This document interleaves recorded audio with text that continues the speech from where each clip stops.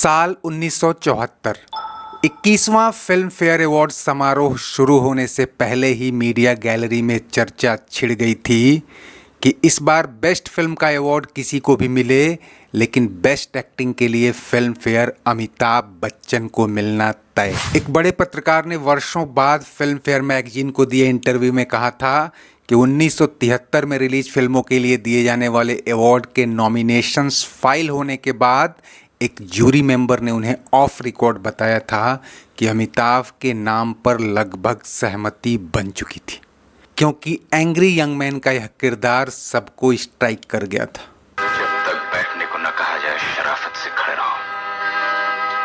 ये police station है, तुम्हारे बाप का घर नहीं। उस साल बेस्ट फिल्म के लिए 6 फिल्में नॉमिनेट हुई थीं: बॉबी, जंजीर, दाग, कोशिश, अनुराग और आज की ताजा खबर। जबकि बेस्ट एक्टर के लिए 5 नॉमिनेशन हुए थे: जंजीर के लिए अमिताभ बच्चन, बॉबी के लिए ऋषि कपूर, यादों की बारात के लिए धर्मेंद्र, दाग के लिए राजेश खन्ना और कोशिश के लिए संजीव कुमार। जब बेस्ट एक्टर अवार्ड की घोषणा हुई तो अमिताभ पर दांव लगाने वाले सन्न रह गए। यह अवार्ड ऋषि कपूर को चला गया।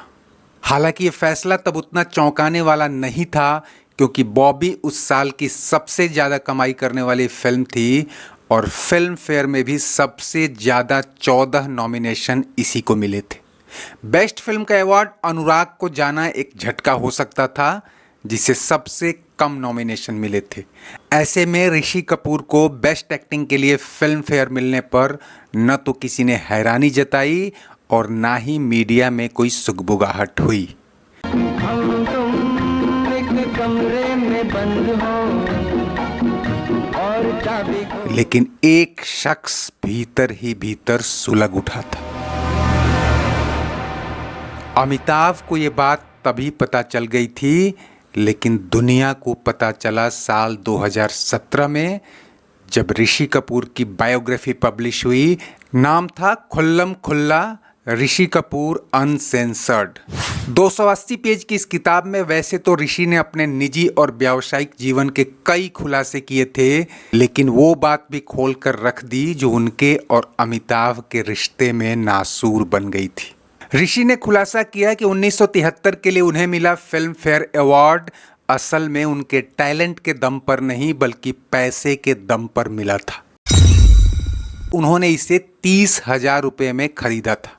ऋषि ने किताब में लिखा है कि तारकनाथ गांधी नाम के एक पीआर ने मुझे ऑफर किया था कि अगर मैं उसे 30,000 रुपये दे दूं तो वह बेस्ट एक्टिंग का फिल्म फेयर अवार्ड मुझे दिला देगा। रकम बड़ी थी, लेकिन इतनी भी बड़ी नहीं कि मैं दे न सकूं।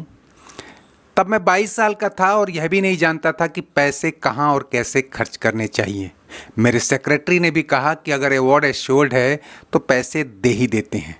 मैंने दे दिए और ये अवार्ड मुझे मिल गया। ऋषि ने यह भी लिखा है कि किसी तरह अमिताभ को ये बात पता चल गई थी कि मैंने अवार्ड खरीदा है, और तब से वह मुझसे काफ़ी खफा रहने लगे थे और जब कभी मिले बड़ी तल्खी से पेश आए। ऋषि ने बताया था कि अमिताभ की नाराजगी का अंदाजा मुझे 2 साल बाद फिल्म कभी कभी के सेट पर लगा था।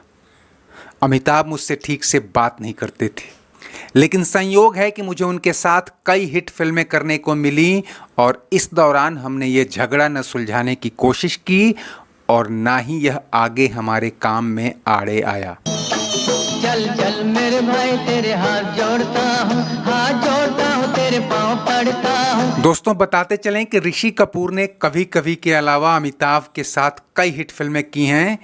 इनमें अमर अकबर एंथनी, नसीब और कुली जैसी ब्लॉकबस्टर फिल्में तो हैं ही, अजूबा और कुछ एक फिल्मों में शॉर्ट रोल के साथ भी दोनों ने काम किया है।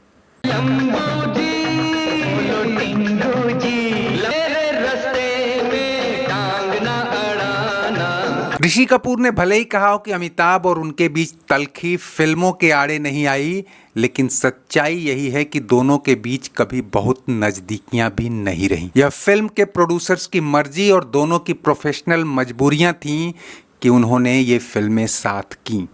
लेकिन इसी किताब में एक और खुलासे ने दोनों के रिश्ते ही नहीं, अमिताभ के जख्मों को भी हरा कर दिया। ऋषि ने कहा था कि अमिताभ अपने जूनियर एक्टर्स को कभी क्रेडिट नहीं देते थे, यानी फिल्म की कामयाबी के लिए वह प्रोड्यूसर्स, स्टोरी राइटर्स और यहाँ तक कि सिंगर्स तक को क्रेडिट देते थे, लेकिन अपने साथी कलाकारों को श्रेय नहीं देते थे। हालांकि अमिताभ के कई क्रिटिक्स भी ये मानते रहे हैं कि 70 और 80 के दशक में अमिताभ की कई फिल्में मल्टी स्टारर होने के चलते ही सुपरहिट हुई थीं। लेकिन इसका दूसरा पहलू भी है दोस्तों। 70 और 80 की सिल्वर स्क्रीन पर अमिताभ इतना बड़ा चेहरा बन चुके थे कि साथ काम करने वालों का करियर भी उनके साथ चमक रहा था।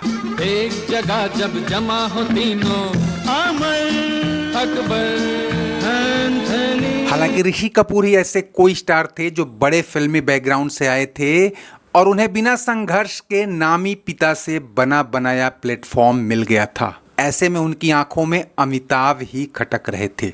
खुद टीनू आनंद ने खुलासा किया था कि ऋषि को अमिताभ से इतनी चिढ़ हो गई थी कि उन्होंने फिल्म दुनिया मेरी जेब में से अमिताभ को हटवा दिया था। तब अमिताभ की जगह शशि कपूर को ले लिया गया। हालांकि फिल्म में अमिताभ का रोल एक विकलांग व्यक्ति का था, लेकिन ऋषि को लगता था कि अमिताभ के आगे उनका किरदार दब जाएगा। मेरे रास्ते में टांग ना अड़ाना। कहा यह भी जाता है कि खुद राज कपूर, जो अमिताभ को बहुत मानते थे, बाद में उनकी चमक से बौखला गए थे। 70 और 80 के दशक में राज कपूर ने कई सुपरहिट फिल्में डायरेक्ट की थीं, लेकिन इन सभी फिल्मों को अमिताभ की किसी न किसी सुपरहिट फिल्म से टक्कर जरूर मिली।